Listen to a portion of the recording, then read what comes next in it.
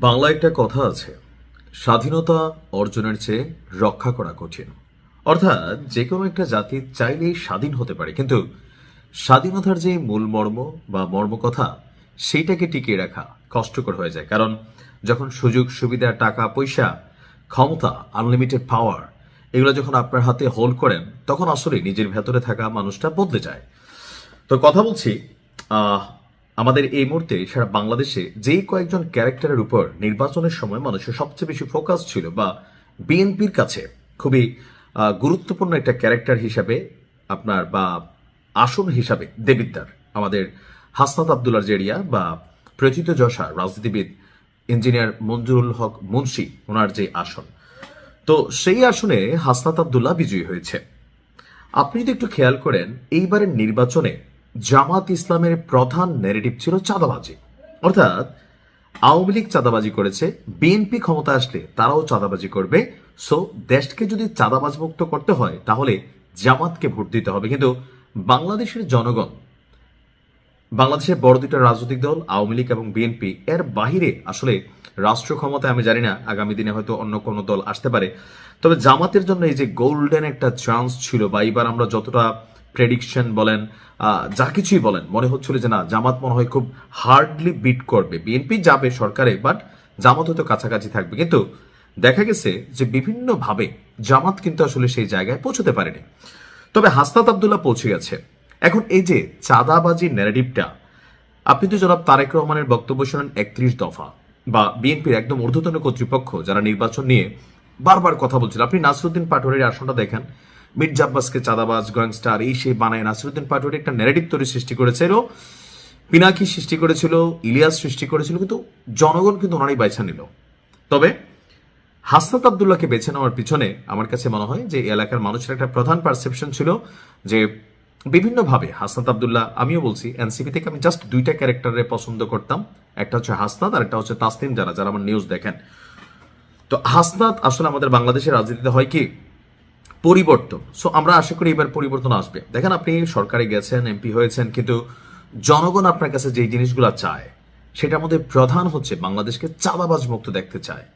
যে আমি আমার একটা কাজ করব লিগেল ওয়েতে, আমি ব্যবসা করব, আমি সরকারি ফি দিব, আমি যেটা আছে ট্যাক্স দিব, সবকিছু দিব, কিন্তু কোনো একটা ব্যবসা করতে গেলে, কোনো একটা কর্ম করতে গেলে, বা রাস্তায় একটা সিএনজি চালাইতে গেলে, এই যে বিভিন্ন জায়গায় নামে বেনামে বিভিন্ন ওয়েতে এই যে টাকা পয়সা নেওয়া হয়, এগুলোতে মানুষ বিরক্ত। তারেক রহমানের 31 দফার মধ্যে এটা কিন্তু খুবই গুরুত্বপূর্ণ একটা দফা, যে বিএনপি এবার ক্ষমতায় গেলে ভিন্ন রকম বাংলাদেশ আমরা দেখব, because he has a plan. তো আমরা ওই প্ল্যানের অপেক্ষায় যখন আছি, তখন হাসনাত আবদুল্লাহ তার প্ল্যান প্রকাশ করে দিয়েছে। আজকে একটা বক্তব্য হাসনাতের খুবই ভাইরাল, দেবিদ্দারের বাসীরা, আজকে থেকে দেবিদ্দারকে চাঁদাবাজ মুক্ত করা হলো, চাঁদা মুক্ত করা হলো, সবাই ব্যবসা করতে পারেন, কোথাও কাউকে সরকারি ফি এর বাইরে 10 পয়সা দিতে হবে না। আর কেউ যদি এখানে টাকা পয়সা দাবি করে তাহলে কি করতে হবে, তাকে বাইধা রাইখা হাসনাতকে খবর দিতে হবে। ইভেন যারা হাসনাতের নির্বাচনে খেটেছে, এখন আমাদের বাংলাদেশের রাজনৈতিক কালচার কোনটা, যে যেমন ধরেন যখন নির্বাচন আসে তখন এক শ্রেণীর মানুষ ফান্ডিং করে এমপি সাহেবকে, কেন, যে উনি ক্ষমতায় গেলে এই এলাকার যে বিভিন্ন উন্নয়নমূলক কর্মকাণ্ড হবে অথবা নানান ধরনের সিন্ডিকেট ইস্যু আছে, এগুলোতে তিনি সুবিধা ভোগ করবেন। তো হাসনাত বলে দিছে যে আমার জন্য যারা খরচ করছেন বা খরচ করবেন ভবিষ্যতে হয়তো কোনো কারণে, কথার কথা, কিন্তু আপনি যদি মনে করেন যে আপনি কোথাও কোনো চাঁদাবাজি করবেন, কোথাও কোনো অনৈতিক সুবিধা নেবেন, তাহলে ভাই আমি কিন্তু আপনাকে চিনি না। এই কথাটা বলার জন্য একটু সাহস লাগে। তো আমি মনে করি যে 17 বছর পর যে নির্বাচন হয়েছে, আবার এই নির্বাচনকে আওয়ামী লীগ বয়কট করেছে, আগে বিএনপি বয়কট করতো, ডাজন্ট ফ্যাক্ট। তো নির্বাচন হয়েছে, একটা সরকার গঠিত হতে যাচ্ছে। আমরা আশা করি যে অতীত থেকে বিএনপি শিক্ষা নিবে, কারণ বাংলাদেশের মধ্যে এখন একটা ভাইব তৈরি হয়েছে। আমরা চাই বাংলাদেশ চাঁদাবাজ মুক্ত হোক। আপনি আপনার কাজ করবেন, আপনি আপনার ব্যবসা করবেন, একজন রিক্সাওয়ালা সে রিক্সা চালাবে, একজন হকার সে হকারি করবে, তাকে কাউকে 20 টাকা 50 টাকা দিতে হবে না, সে আইন মাইনা হকারি করবে। অবৈধ জায়গায় সে করলে তার বিরুদ্ধে রাষ্ট্র ব্যবস্থা নিবে, এখানে মানবিকতার সুযোগ নেই, কারণ এগুলো রুলসের মধ্যে আপনাকে আনতে হবে। তো হাসনাত আবদুল্লার যে বক্তব্যটা চাঁদাবাজদের নিয়ে, যদি তার কোনো কর্মীও যারা তার নির্বাচনের সময় খেটেছে, এলাকার মানুষ চিনে যারে না ও তো হাসনাতের কাছের লোক, এখন আমরা হাসনাতের কাছে বলতে চাই যে বক্তব্য দেওয়া তো সোজা, আর বক্তব্যের জন্য সার্জিস এবং হাসনাত আগে থেকে যথেষ্ট পাকা টাইপের ছেলে। তো বক্তব্য সোজা, সেটাকে কর্মে বাস্তবায়ন করা অনেক কঠিন।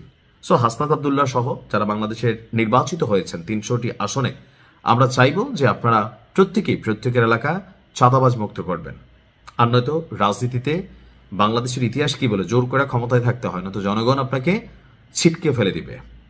আর এখন যেহেতু আপনি ক্ষমতায় আছেন, ক্ষমতা হারানোর ভয়টা কাজ করবে। এমনি একটা অস্থির অবস্থা অর্থনীতিতে, রাষ্ট্রীয় ইস্যুগুলোতে অনেক কিছু আছে। তো বেস্ট অফ লাক আমরা কি বলে যে সকল এমপিদের জন্য। আসসালামু আলাইকুম।